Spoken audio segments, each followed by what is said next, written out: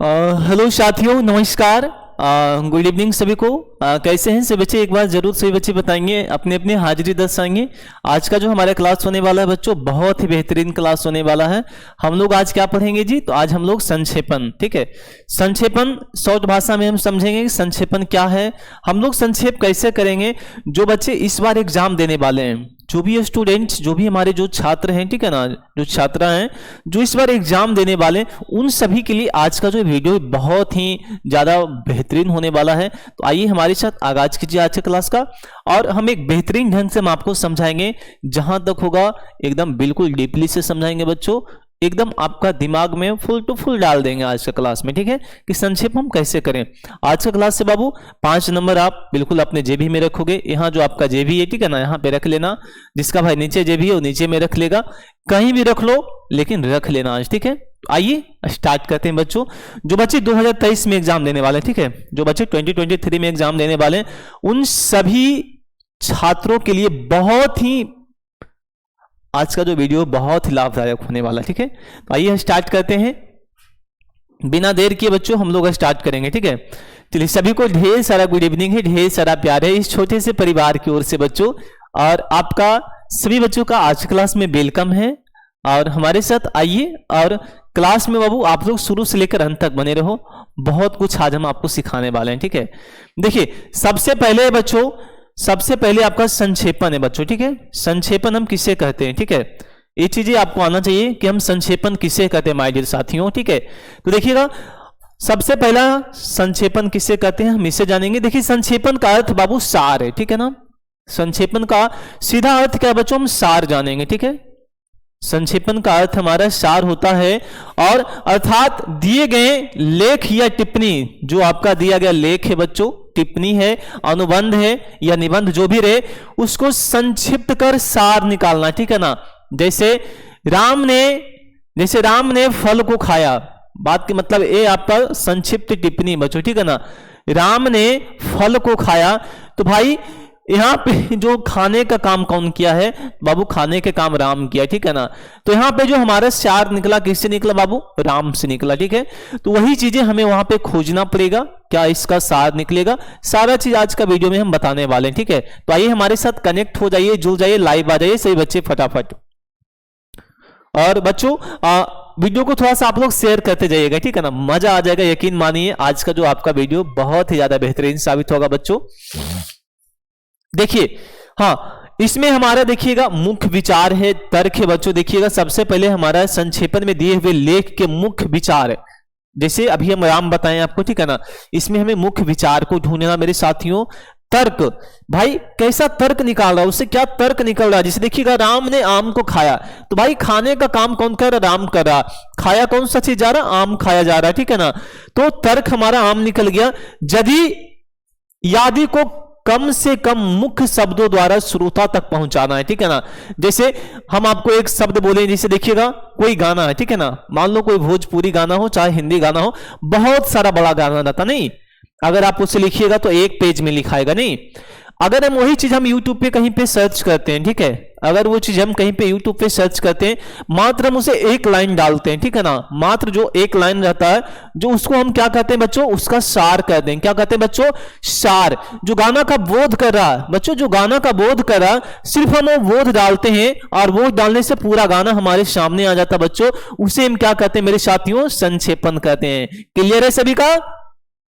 से बच्चे बताएंगे क्लियर है सभी का या नहीं है? एक बार जवाब दो सभी लोग, उसके बाद हम आगे बढ़ेंगे।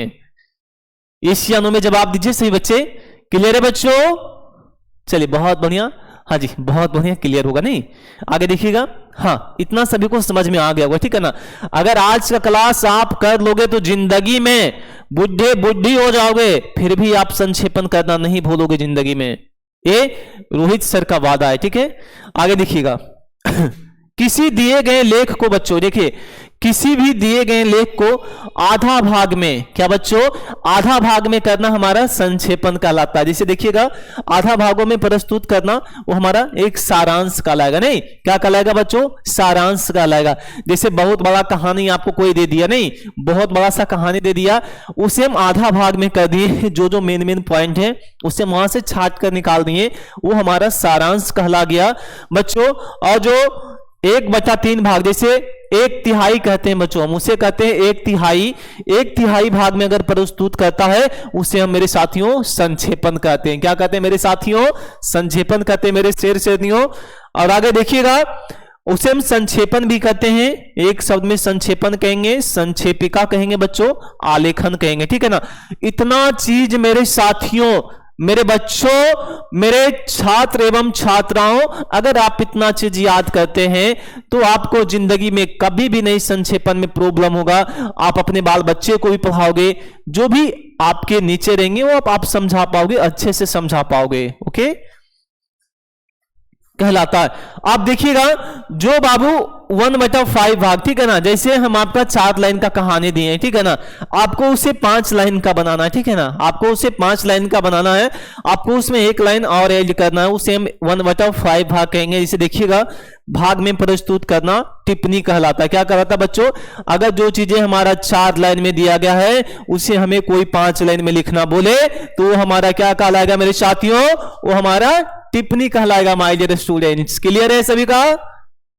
चलिए अब आगे बच्चों, सब लोग स्क्रीनशॉट लेते जाइएगा, ठीक है, फटाफट स्क्रीनशॉट लेते जाओ।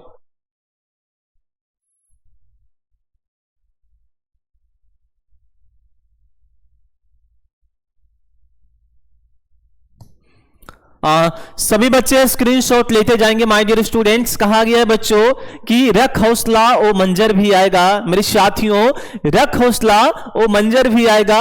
अरे मेरे साथियों, प्यासे के पास चलकर समंदर भी आएगा। थक कर तू क्यों बैठ रहा है मेरे बच्चे, थक कर तुम क्यों बैठ रहा है, तुम्हें मंजिल भी मिलेगी और उसका मिलने का तुम्हें आनंद भी आएगा, सुकून भी आएगा, मजा भी आएगा साथियों, ठीक है। तो चलिए अब हम लोग देखते हैं संक्षेपण का महत्व, ठीक है। हमारा बच्चों टॉपिक अब है बच्चों संक्षेपण का महत्व। इसे हम जानेंगे कहां कहां हम इसे उपयोग कर सकते हैं, कैसे उपयोग कर सकते हैं, ध्यान से देखिए और समझिए। तो बच्चों कम से कम शब्दों में मुख्य मुख्य बातें कही जाए, कम से कम शब्दों में बच्चों मुख्य मुख्य बातें, यानी कि जो इंपॉर्टेंट बातें, नहीं जैसे हम लोग बाबू सोना से बात करते हैं, ठीक है ना, तो बाबू सोना से कैसे बात होती है हमारी, तो इंपॉर्टेंट बात होती है, टॉपिक पे वाली बात होती है। बाबू आपने खाना खाया क्या, बाबू आपने नाश्ता कर लिया क्या, बाबू आपने नहा लिया क्या, आप धूप में बैठे हो। अभी जो है ठंडी का मौसम है, नहीं ठंडी का मौसम में इस चीजें का हमें उपयोग करते हैं। तो ऐसा ऐसा जो चीज है बच्चों उपयोग किया जाता है। तो वही जो है मेन टॉपिक पे हमको आना, नहीं जो मुख्य बातें हैं वो चीजें हमें यहां पे करना चाहिए बच्चों, ठीक है। तो मुख्य चीजें हमारा होना चाहिए। वैसे क्या होता है बच्चों, अगर हम मुख्य चीजें पे डायरेक्ट आते हैं तो इससे हमारी समय की बचत होती है, ठीक है ना। जैसे देखिए, जो इंसान पत्नी का मारा है, ठीक है ना, जो इंसान पत्नी का मारा है भाई, वो तुरंत पत्नी, जैसे उसके कभी किसी के पत्नी हो अपने पति के पास कॉल किया, ठीक है, कॉल किया तो उसका जो पति है, ठीक है ना, भाई तुरंत बोलेगा क्या काम है, नहीं काम है, तुरंत तो 2 मिनट में फोन कट कर देगा। नहीं, वही फोन पत्नी की जगह गर्लफ्रेंड का आ जाए, ठीक है ना, पत्नी की जगह गर्लफ्रेंड का आ जाए तो भाई 2 मिनट नहीं, वो 2 घंटा तक टिकाऊ लेगा, नहीं 2 घंटा तक बात करेगा। ऐसा चीजें होता बच्चों रियली में है। समय की बचत होती है, ठीक है बच्चों, क्या होती है, समय की बचत होती है। जो हम कम शब्दों में और बेहतरीन चीजें हम लिखते हैं तो हमारी समय की बचत होती है वहां से बच्चों, ठीक है। आगे देखिएगा, पाठक या श्रोता का ध्यान केवल प्रमुख बातों की ओर ही रहता है। देखिए, जो पाठक रहते हैं, जो श्रोता रहते हैं, देखिए श्रोता जो हमारा सुनने वाला हो गया बच्चों, ठीक है ना, श्रोता हमारा जो सुनने वाला हो गया, पाठक जो हमारा है जो आपको अध्ययन करवा रहा है, ठीक है ना, पाठक जो आपका अध्ययन करवा रहा है। तो देखिएगा, पाठक का काम है बाबू कि देखिए वो आपको जो मुख्य चीजें है वो आपको समझाए, ठीक है ना। एक टीचर का काम होता है आपको सही रास्ता दिखाना, ठीक है, एक टीचर का काम होता है बच्चों मेरे साथियों आपका सही रास्ता दिखाना, उस रास्ते पे चलना वो आपका फर्ज है, वो आपका काम है बच्चों, ठीक है। उस रास्ते पे कैसे चलना है नहीं चलना है वो आपका काम जानता है, ठीक है। हाँ, बातों का प्रभाव पड़ता है और अनावश्यक बातों की ओर ध्यान नहीं जाता। देखिए, इससे होता है कि बच्चों अगर आपको कोई डीपली से ज्यादा डीपली में कोई ले जा रहा है तो आपका जो दिमाग है बच्चों भटक जाएगा, आपका जो दिमाग है भटक जाएगा। अभी के डेट में बच्चों को चाहिए ट्रिक, क्या चाहिए बच्चों, आपको चाहिए ट्रिक चाहिए, नहीं बस तुरंत याद हो जाए, ठीक है ना। वो चीजें जो है आज तो होगा परंतु दिमाग से भी तुरंत निकल जाएगा। इसलिए मैं आपको इतना अच्छे से उदाहरण देकर समझा रहा हूं कि आप जिंदगी में कभी भी नहीं भूल पाओगे, कभी भी आप नहीं भूल पाओगे बच्चों, ठीक है ना। बताइएगा क्या आप लोग जिंदगी में कभी भूल पाओगे? एक बार से बच्चे कमेंट करेंगे कि आप जिंदगी में कभी भूल पाओगे। इस तरह से अगर आप हम आपको समझा देंगे तो बच्चों कभी भी नहीं भूल पाओगे, ठीक है। चलिए आगे बढ़ते हैं। अभी बच्चों संक्षेपण की विशेषताएं, ये भी चीजें आपको जानना बहुत जरूरी है माय डियर स्टूडेंट्स। ये हम नहीं भी बताएंगे तो आपके लिए कोई दिक्कत नहीं, कोई परेशानी नहीं, फिर भी आप हमें 2 मिनट टाइम दीजिए, हम इससे भी बता देते हैं। इससे भी आपको बहुत ही ज्यादा फायदेमंद होने वाला है, ठीक है। देखिएगा अभी बच्चों क्या विशेषता होना चाहिए, अच्छे संक्षेपण का क्या अभिप्राय है, क्या उससे हमारा अच्छे, हाँ क्या उसका विशेषता है, वो चीजें हम अब जानेंगे बाबू, ठीक है। देखिएगा एक अच्छे को बच्चे देखिए दिए गए अवतरण को तब तक पढ़िए जब तक का उसका आपको, जिससे उसका पूरा यानी कि आपका उसका पूरा अधिक जो है ना, वो आपका जो मक्खन है, मसाला उसका है, वो आपके वो सुगंध। देखिए जब घर में मीट बनता है, ठीक है ना, तो मीट वाला जो जी हाँ, जब आपके घर में कोई खस्सी वगैरह कटा है, ठीक है ना, मीट बन रहा है, मटन बन रहा है, ठीक है ना, तो आपका जो सुगंध है, आपका जो घर का, हाँ जो घर में बन रहा है, वो घर से सुगंध जो है वहां पे फैले, आसपास आस पड़ोसी के घर तक भी जाता, नहीं आस पड़ोसी के घर तक भी जाता है, तो उससे अनुभव होता है कि भाई फलानमा चिलनमा के घर में आज मटन बन रहा, नहीं फलानमा के घर में आज मटन बन रहा है। तो वही चीजें है कि बच्चों आपका जो दिया गया है, जब तक वो आपको समझ में ना आ जाए, जब तक आप ये नहीं पता कर लो कि भाई फलानमा के घर में खस्सी का मांस बन रहा है, तब तक आप उस सुगंध को सूंघते रहिए, ठीक है, तब तक आप उस सुगंध को बच्चों सूंघते रहिए कि कहां पे बन रहा है, ठीक है। और वही बनते बनते क्या होता है, देखिए जब घर में कहीं पे दूध रखा होता है तो बिल्ली नहीं देखता कि आप दूध कहां रखे हैं, लेकिन बच्चों बिल्ली एक अनुभव लगाता है, ठीक है, बिल्ली एक अनुभव लगाता, सूंघते सूंघते उस दूध के पास वो पहुंच ही जाएगा, नहीं। देखिए अगला है उसका केंद्रीय भाव स्पष्ट होते ही उसे संबंधित मुख्य विचार, उसका जो बच्चों मुख्य विचार है, ठीक है ना, विचारों को, वाक्यों को रेखांकित कर लीजिए। वाक्यों को मेरे साथियों रेखांकित के मतलब हुआ उसे जिसे रेखांकित के जैसे पढ़िए, ये आपका मेन पॉइंट हो गया बच्चों। अवतरण है, अवतरण में इसे रेखांकित कर देंगे बच्चों, जैसे कि हमें पता चले, जैसे यहाँ विचार है बच्चों, विचार पे इसे कर देंगे, ये हमारा रेखांकित हो गया बच्चों, इससे हमने टिक लगा दिया, ये हमारा मुख्य बात है, ठीक है। अब देखिएगा इन रेखांकित वाक्यों को क्यों को उत्तर पुस्तिका में अंतिम पृष्ठ पर रफ काज के रूप में किया जाना चाहिए, ठीक है ना, रफ काज के रूप में किया जाना चाहिए बच्चों जो आप रेखांकित किए, ओके। सभी को समझ में आ रहा है मेरे प्यारे साथियों? सभी लोग बताएंगे एक बार कमेंट बॉक्स में, अगर समझ में आ रहा तो जी सर बोलिएगा सभी लोग। देखिए हाँ, उतारते समय ध्यान दें कि कोई भी वाक्य छूटे ना ही कोई कर्म छूटे। देखिए उतारते समय ध्यान देना चाहिए कि कोई भी वाक्य हमें नहीं छोड़े, और जो भी ये चीजें हैं सारा हम एक शेड्यूल ढंग से उतारें। अगला बच्चों सरल वाक्य को मिश्र वाक्य में बदलते हुए अनेक शब्दों को एक शब्द करते हुए पुनः लिखें। देखिए अनेक शब्दों के बदले एक शब्द भी लिखें, जैसे लंबा है उदर जिसका, वो हमारा क्या होता है बच्चों लंबोदर होता है, ठीक है ना। इसी प्रकार से जो है जो अनेक शब्द आपका दिया मात्र उसे एक शब्द में, देखिए लंबा है उदर जिसका, लंबा है उदर जिसका, देखिए कितना बड़ा लाइन है, हम उसे बस छोटा सा में कर दें लंबोदर। उतना भी नहीं हुआ तो गणेश जी लिख दो जी, उतना भी नहीं हुआ गणेश जी लिख दो भाई, सफाया हो जाएगा, नहीं सफाया हो जाएगा। अगला बच्चों पुनः लिखते समय उदाहरण जो हमारा है दृष्टांत मुहावरे कहावत है वह अनावश्यक शब्द हटा देना चाहिए। जैसे देखिएगा कि भाई हाँ देखिए आपका 9-2 जैसे मात के मतलब 9-2 11 होना, ठीक है ना, ये भी आपका बड़ा लाइन है, उसे हटा दो। क्या लिखना वहां पे, भाग जाना, नहीं भाग जाना, सिंपल सी एडवाइस के रूप में हमें लिखना वहां पे बच्चों। अब भाषा स्वयं की हो लेकिन विचार लेखक के होना चाहिए। देखिए भाषा आप अपना भी वहां डालिएगा कोई दिक्कत नहीं है, पर वहां पे जो भाव है वो लेखक का होना चाहिए मेरे साथियों, ठीक है। अब है अन्य पुरुषवाचक भाषा का प्रयोग करना चाहिए, ये सब चीजें आपके लिए जरूरी नहीं है। उचित शीर्षक दीजिए, हाँ ये आपके लिए बहुत ही ज्यादा जरूरी है कि जो शीर्षक है वही शीर्षक आपको वहां पे डालना बच्चों, ठीक है। और शीर्षक छोटे से छोटे होना भी चाहिए, और शीर्षक जो बच्चों छोटा सा छोटा होना चाहिए। क्लियर है? चलिए आगे बढ़ते हैं। हाँ, शब्द संख्या के लिए अनावश्यकता अनुसार कम ज्यादा करें, ठीक है ना।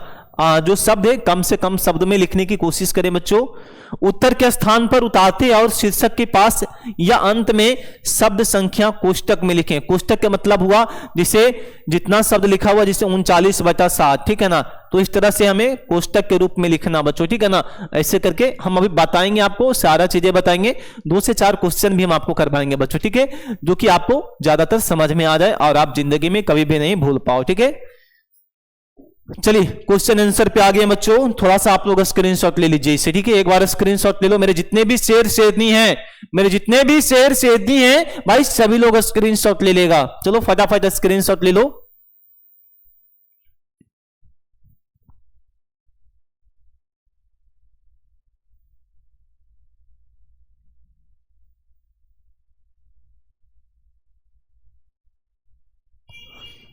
देखिए कहा गया बच्चों, पंखों को खोल जमाना उड़ान देखता है। माय डियर स्टूडेंट्स, पंखों को खोल जमाना उड़ान देखता है, धरती पर बैठ के क्यों आसमान देखता है बच्चों, ठीक है। तो आपको जो है आसमान में देखने के लिए आपको बाज बनना पड़ेगा, ठीक है ना। क्या बनना पड़ेगा बच्चों? एक बाज बनना पड़ेगा। तो बाज कैसे बनोगे? जब आप पूरी क्लास को अटेंड करोगे तब बनोगे, ठीक है ना। और जो बच्चे हमारे साथ अभी जुड़े हैं भाई, सब लोग टेलीग्राम ज्वाइन करो, सब लोग टेलीग्राम ज्वाइन कीजिए। नीचे डिस्क्रिप्शन में लिंक दिया गया बच्चों, ठीक है ना। नीचे जो है बाबू डिस्क्रिप्शन में लिंक दिया गया, भाई सब लोग टेलीग्राम ज्वाइन कीजिए। और देखिएगा अभी आपके सामने एक स्क्रॉल चल रहा, नहीं कि जो भी बच्चे हमारे साथ नोट्स लेना चाहते हैं भाई वो ले भी सकते हैं। देखिए आपका स्क्रॉल बॉक्स में चल रहा नीचे बच्चों, ठीक है ना, रन कर रहा है। आप लोग उसे जरूर देख लीजिएगा और ध्यान दीजिएगा इस चीज पे बच्चों, ठीक है। आगे बढ़ते हैं। अब हम लोग क्वेश्चन आंसर पे आते हैं। देखिए अब इसका सार हम कैसे निकालेंगे बच्चों, ठीक है ना, बस तुरंत। कहता है गांव में यदि कुटीर उद्योग का विकास किया जाता हो तो व्यवसायों उन्मुख शिक्षा की व्यवस्था होती। देखिए अगर पहले के डेट में होता था कि कहीं पे जैसे एक झोपड़ी बना दिया, उसी में शिक्षा अध्ययन करवाना था, नहीं चिकित्सा सुविधाएं उपलब्ध कराई जाती तो गांवों से नवयुवकों का पलायन रोका जा सकता था। देखिए अगर आपके गांव में हर चीज का सुविधा हो गया, ठीक है, आपके गांव में हर चीज का सुविधा हो गया, मेडिकल का सुविधा हो गया, स्कूल का सुविधा हो गया, कॉलेज का सुविधा हो गया, बड़े बड़े कंपनी आपके गांव में आ गई, तो वहां के जो लोग हैं कभी भी काम पर जाने के लिए नहीं चाहेंगे और बाहर नहीं जाना पड़ेगा उसे। ग्रामीण उद्योगों की जो दुर्दशा स्वाधीनता के बाद हुई है, वैसी दुर्दशा तो अंग्रेजी राज्य में भी नहीं थी। देखिए जिस दुर्दशा आज इंसान जी रहा है, जो दुर्दशा आज हो गई है, जितना इंसान आज बेरोजगार है उतना तो पहले भी नहीं बेरोजगार था जी। महंगाई कम थी, अपना भरण पोषण अच्छे प्रकार से कर लिया करता था, जरूरत के हिसाब से हर चीज वो कर लिया करता था, जो कि अभी के डेट में इंसान उतना नहीं कर पाता मेरे साथियों, ठीक है। हाँ, काठ के कोल्हुओं से शुद्ध कच्ची घानी के तेल निकाला जाता था। काठ के शुद्ध घानी से कच्ची तेल निकालने की बच्चों सरसों का तेल निकाला जाता था। तेलियों को रोजगार मिलता था, तेलियों को बच्चों रोजगार मिलता था। देखिए उससे हमारा क्या होता था, जो तेली लोग होते थे जो तेल निकालकर भाई अपना रोजगार करते थे, ठीक है। हाँ, तथा गांव वाले को शुद्ध तेल बच्चों, और गांव वालों को एक शुद्ध तेल मिला करता था। सभी को संतोष था, बस उतना में ही, देखिए जिसको जितना रहता उतना में ही संतोष करता। जैसे देखिएगा कोई व्यक्ति अगर दिन का 100 रुपया कमा रहा है, ठीक है ना, अगर दिन का 100 रुपया कोई व्यक्ति कमा रहा है तो 100 रुपया में ही संतुष्ट रहेगा कि भाई हमें तो इतना ही कमाना, 100 रुपया के हिसाब से वो खर्च करेगा। अगर वो 100 रुपया कमा रहा है तो भाई 50 रुपया वो खर्च करेगा अपने परिवार के भरण पोषण में और 50 रुपया वो बचा कर रखेगा, ठीक है। और बच्चे जो 10,000 दिन में कमा रहे हैं तो हिसाब से खर्च भी करते हैं, वो 5,000 खर्च भी करते हैं, 5,000 बचाते भी हैं। क्लियर है। मिट्टी के बर्तन बनाने वाले कुम्हार घर में काम आने वाले बर्तन बनाते थे। देखिए पहले जो होता था बच्चों, मिट्टी के बर्तन बनाए जाते थे तो कुम्हार को भी एक रोजगार मिलता था, ठीक है, कुम्हार को भी एक रोजगार मिल जाता था, उसे बर्तन बनाना है और बेचना है। अभी का डेट में भाई मार्केट गए, 2-4 गो लोहा लकड़ वाला उठा के लेके चला है, नहीं, अब आगे देखिएगा, शादी विवाह के दौरान जितनी मिट्टी के बर्तनों की जरूरत पड़ती थी वो सारा कुम्हार बना कर दिया करता था। लेकिन अब जो है, अब तो भाई मॉडर्नाइज जमाना है, ठीक है ना, डिजिटल जमाना है। अब तो जो भी चीजें डायरेक्ट फोने पर मंगा लेंगे। नहीं, काम के बदले उन्हें अनाज मिल जाता था। काम के बदले बच्चों उन्हें अनाज मिल जाता था, जिससे वो कुछ वक्त की रोटियां खा सकते थे, कुछ वक्त तक वो अपना जीवन व्यतीत कर सकते थे बच्चों, ठीक है ना। तो उनका एक रोजगार था माय डियर साथियों, ठीक है। आप देखिएगा इससे क्या सार निकलेगा, वो चीजें आप ध्यान से अब देखना, ठीक है। मैंने इतना अच्छा से आपको समझाया, अगर किन्हीं को समझ में आया है तो बच्चे कमेंट बॉक्स में लिखेंगे भाई इसका सार क्या होगा, ठीक है ना। देखिए शीर्षक जो हो गया बच्चों, ग्रामीण दुर्दशा, गांवों की दुर्दशा। गांव में क्या दुर्दशा थी वो चीजें अब हमारा यहां क्लियर हो गया। जितना हमने बताया उससे हमें क्या पता चला, इसका शीर्षक हमारा क्या निकला, तो ग्रामीण दुर्दशा। देखिए यहां पे लिखा हुआ, हाँ, ग्रामीण उद्योगों की दुर्दशा बच्चों, ठीक है। ग्रामीण उद्योगों की दुर्दशा, क्योंकि वहां पे रोजगार वगैरह कुछ भी नहीं है, ठीक है। अब देखिए संक्षेपण करेंगे बच्चों, ठीक है। अब क्या करेंगे मेरे साथियों, संक्षेपण करेंगे। तो गांव के कुटीर उद्योगों को स्वाधीनता के बाद जो दुर्दशा हुई है, स्वाधीनता के बाद जो गांव में मेरे साथियों दुर्दशा हुई है, वैसी अंग्रेजी राज में भी नहीं हुआ था। वैसा जो दुर्दशा है जिंदगी में अंग्रेजी राज में भी नहीं, जब अंग्रेज हमारे ऊपर हुकूमत करते थे फिर भी वैसा दुर्दशा नहीं हुआ था। इससे हमारे गांवों की अर्थव्यवस्था चरमरा गई है। यानी कि बच्चों क्या हो गया है, गांवों की जो अर्थव्यवस्था है वो चरमरा गई है, बिल्कुल डाउन हो गई मेरे साथियों, ठीक है। क्या हो गया बच्चों, डाउन हो गया, ठीक है।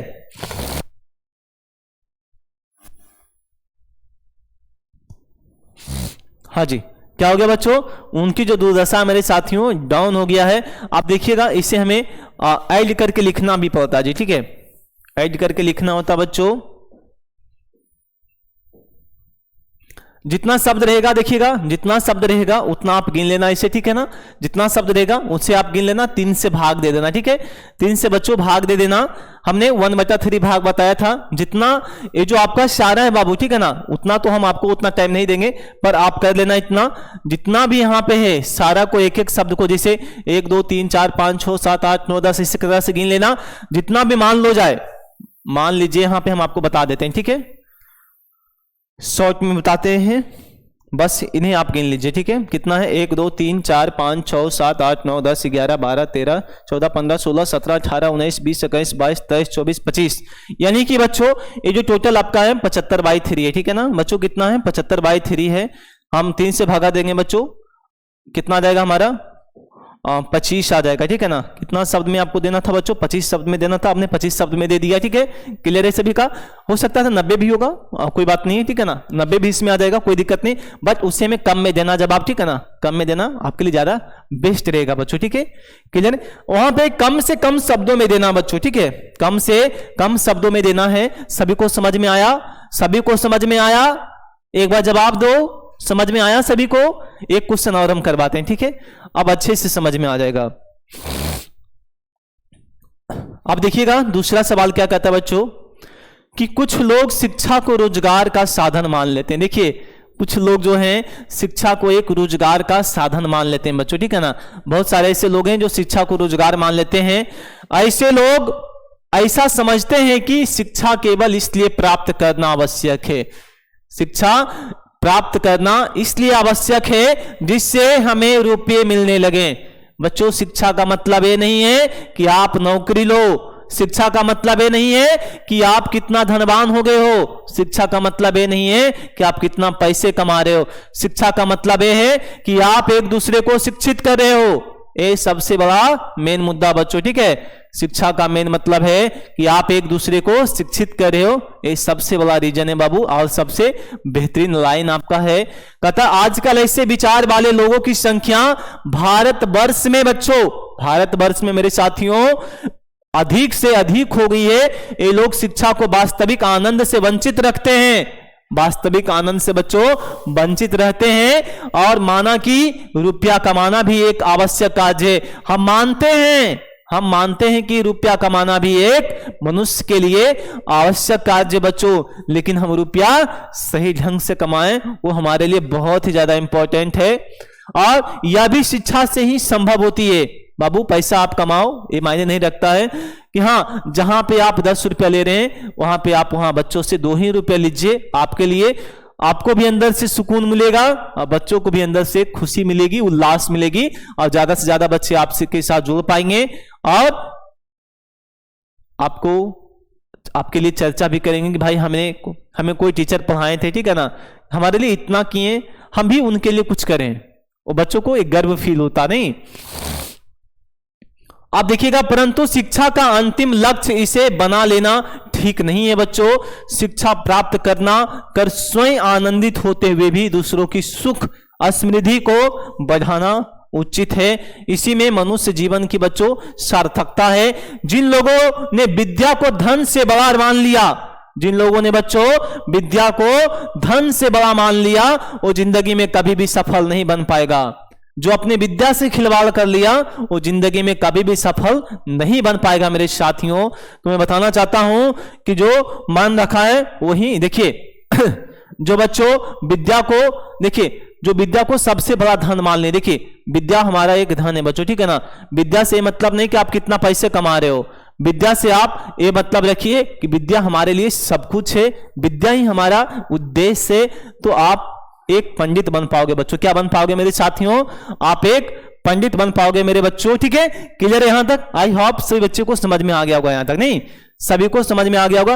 अब आप लोग कमेंट कीजिए इसका शीर्षक कौन है मेरे साथियों, ठीक है। चलिए बताइए फटाफट। सही बच्चे बताएंगे। इसका जो शीर्षक है, हम आपको 50 सेकंड का टाइम दे रहे हैं बच्चों, 50 सेकंड में आपको बताना है इसका जो शीर्षक है मेरे साथियों। चलिए शीर्षक बताइए इसका कौन है, सभी बच्चे फटाफट बताएंगे। चलिए फटाफट आप लोग बताओ जी, इनका शीर्षक कौन है। मेरे जितने भी साथीगण जुड़े हैं हमारे साथ, सभी लोग बताएंगे। देखिए भाई यहां पे जो हमारा, देखिए सबसे पहले शीर्षक हमारा क्या होगा, यहां पे जो हमारा शब्द जुड़ा है किससे जुड़ा बच्चों? शिक्षा के क्षेत्र से। नहीं किससे बाबू? शिक्षा के क्षेत्र से है। तो हमारा शीर्षक कौन हो जाएंगे? शिक्षा के उद्देश्य। मेरे बच्चे शिक्षा का उद्देश्य देखिएगा शीर्षक हमारा क्या हो जाएगा मेरे साथियों? तो शिक्षा का उद्देश्य हो जाएगा।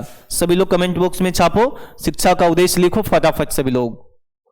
देखिए हमारा हो जाएगा बच्चों शिक्षा का, देखिए हाँ शिक्षा का उद्देश्य, शिक्षा का लक्ष्य कहिए, एक ही है बच्चों, ठीक है। क्या हो जाएगा? शिक्षा का लक्ष्य।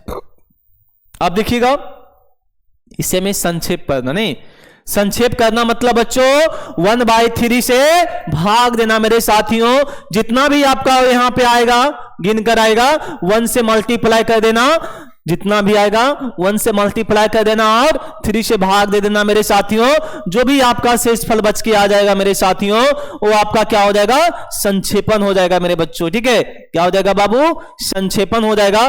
देखिएगा तो हमारा संक्षेपण से क्या निकला कि शिक्षा का उपयोगिता है कि रुपये कमाने पर अंतिम लक्ष्य, तो रुपये कमाने पर तो बच्चों अंतिम लक्ष्य तो शिक्षा प्राप्त कर ही स्वयं आनंदित होना बच्चों, ठीक है ना।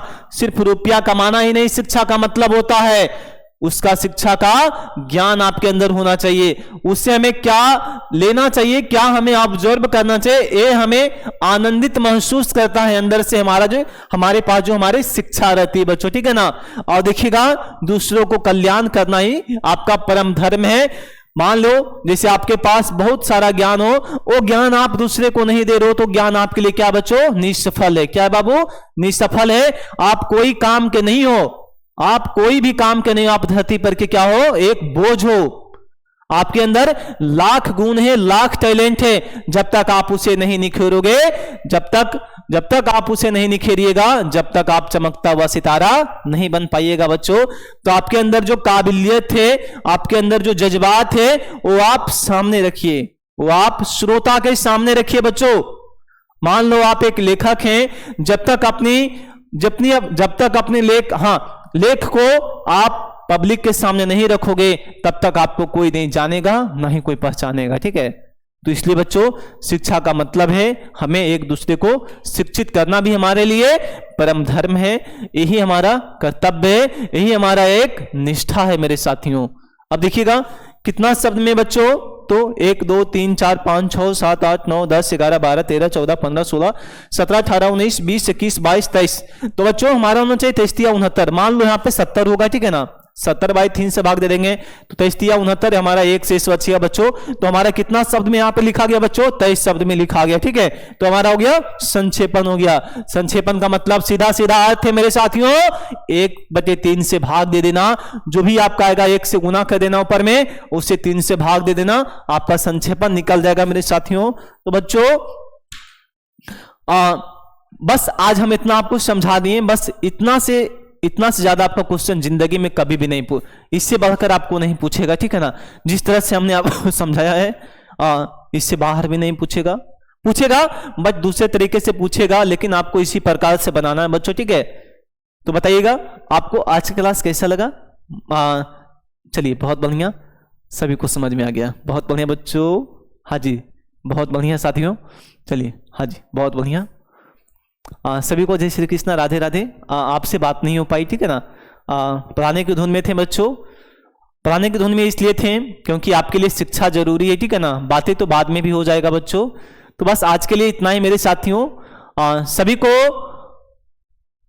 सभी बच्चे हमारे साथ जो जुड़े हैं, हंसते रहिए, मुस्कुराते रहिए, खेलते रहिए, पढ़ते रहिए, लिखते रहिए, बोलते रहिए, और आसपास जो सफाई है बच्चों हमेशा बरकरार रखिए। बड़े को प्रणाम कीजिए, छोटे को शुभ आशीर्वाद दीजिए, माता पिता का चरण जरूर स्पर्श कीजिएगा। तो सभी बच्चे को जय हिंद, फिर मिलेंगे अगले वीडियो में बच्चों।